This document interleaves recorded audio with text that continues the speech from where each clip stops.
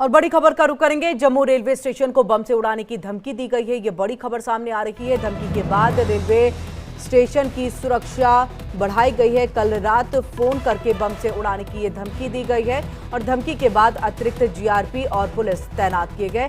ये बड़ी खबर सामने आ रही है। जम्मू कश्मीर और जम्मू के रेलवे स्टेशन को बम से उड़ाने की ये धमकी दी गई है। धमकी के बाद रेलवे स्टेशन की सुरक्षा बढ़ाई गई है।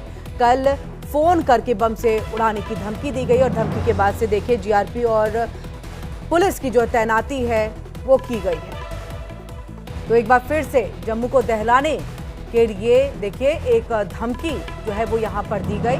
कल रात फोन करके बम से उड़ाने की ये धमकी दी गई है और इसी के साथ जम्मू के रेलवे स्टेशन को इस बार निशाना बनाने की बात की है और ये धमकी दी गई है। धमकी ईमेल से आई है या कैसे ये धमकी मिली है इसको लेकर के अभी जांच जारी है। लेकिन सबके बीच में आपको बता दें, देखिए धमकी के बाद से ही अतिरिक्त जीआरपी और पुलिस बल की जो है वो तैनाती कर दी गई है।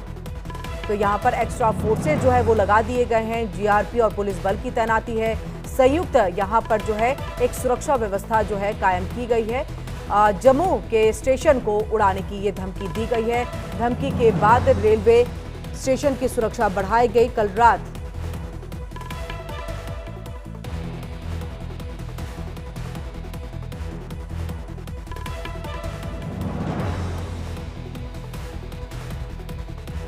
और ज्यादा जानकारी के लिए हम सीधे रुख करेंगे अपने संवाददाता सहयोगी रमन का। रमन, एक बार फिर से देखिए किस तरह से जम्मू कश्मीर को दहलाने की एक साजिश है, लेकिन इसी के तहत जम्मू रेलवे स्टेशन को बम से उड़ाने की धमकी दी गई है। ये धमकी किस तरह से दी गई है? क्या मेल के जरिए है या फोन के जरिए है? और अभी तक क्या कुछ और जानकारी मिली कि धमकी दी तो दी किसके तरफ से गई है? इसको लेकर के क्या जांच पड़ताल अभी तक?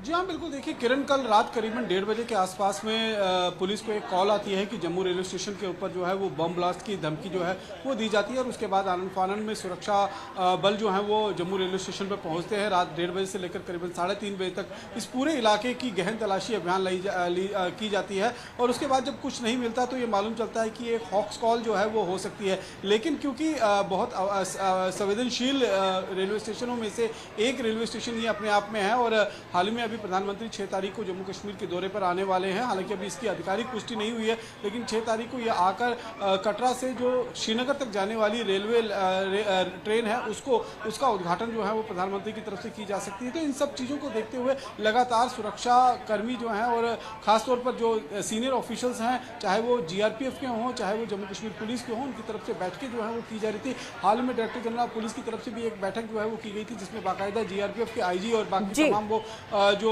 ऑफिसर्स हैं वो यहाँ पर मौजूद थे। तो यहाँ पर अगर आप देखेंगे तो इस समय सुरक्षा व्यवस्था जो है वो काफ़ी चाक चौबंद कर दी गई है। इसके पीछे जो है वो मकसद साफ है कि किसी भी तरीके से कोई अनहोनी जो है वो ना हो सके। इस चीज़ को ध्यान में रखते हुए फिलहाल जो है एहतियात बरता जा रहा है। लेकिन फिलहाल जो तलाशी अभियान यहाँ पर चलाया गया उसमें फिलहाल किसी भी तरीके का कोई भी विस्फोटक सामग्री जो है वो बरामद नहीं हुई है। तो इस तरीके से लगातार अगर आप देखें तो इंटेलिजेंस इनपुट के माध्यम से और इस तरीके के हॉक्स कॉल के माध्यम से भी एक बार फिर डर का माहौल जो है वो पैदा करने की कोशिश की जा रही है। लेकिन जम्मू कश्मीर पुलिस ने ये स्पष्ट कर दिया है कि देखिए कोई भी ऐसी वस्तु जो विस्फोटक हो उसको अभी तक बरामद नहीं हुई है यहाँ पर। और करीबन 4:30 बजे तक जो है वो सुबह यहाँ पर सर्च ऑपरेशन चलाया गया था। और जब ये कॉल आई थी बीडीएस यानी कि बम डिस्पोजल स्क्वाड को भी यहाँ पर बुलाया गया था, लेकिन अभी फिलहाल कुछ निकल कर सामने नहीं आया। लेकिन एहतियात बरतते हुए फिलहाल सुरक्षा व्यवस्था को चाक चौबंद कर दिया गया है ताकि किसी भी तरीके की अनहोनी जो है वो रेलवे स्टेशन पर ना हो सके। बिल्कुल, यहाँ पर कौन कौन से फोर्सेज जो है उसको तैनात किया गया है ताकि सुरक्षा व्यवस्था जो है वो पुख्ता रह सके? रमन,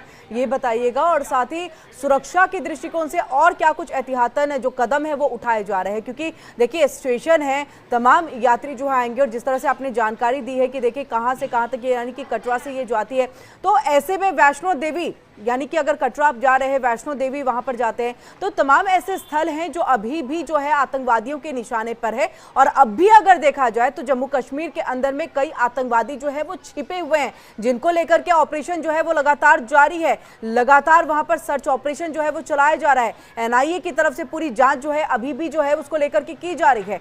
इस बीच में एहतियातन और कौन कौन से फोर्सेस को जो है लगाया गया है स्टेशन को सुरक्षित रखने के लिए?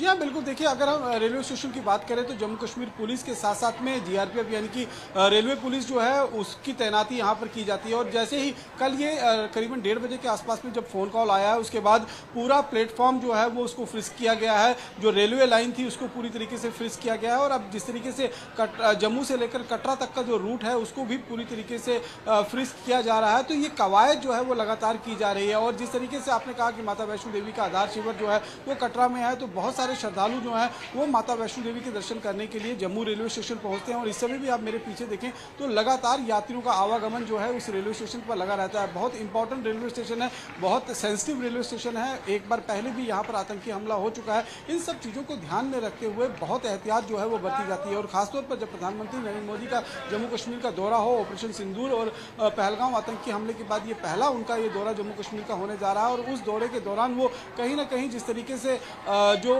श्रीनगर तक जाने वाली ट्रेन है उसको हरी झंडी दिखा सकते हैं, क्योंकि 2 बार पहले भी प्लान बन चुका है, लेकिन वो प्लान जो है वो फिलहाल पोस्टपोन कर दिया गया था कई कारणों की वजह से। लेकिन अब जो है वो बताया जा रहा है कि 6 और 7 तारीख के बीच में प्रधानमंत्री जम्मू कश्मीर का दौरा कर यहाँ पर उस बड़ी सौगात को देश के नाम कर सकते हैं। तो ऐसे में एहतियात बरतना जो है वो बेहद ज्यादा जरूरी हो जाता है। इसीलिए सुरक्षा कर्मी, चाहे वो जम्मू कश्मीर पुलिस हो, चाहे जीआरपीएफ के जवान हो, वो लगातार मुस्तैद है और किसी भी तरीके की भी अगर कोई चुनौती आती है तो उसका सामना करने के लिए तैयार है। जी, बहुत बहुत शुक्रिया रमन, तमाम जानकारी हम तक यहाँ पर पहुंचाने के लिए। नजर बनाए रखिएगा, अपडेट के लिए वापस लौटेंगे।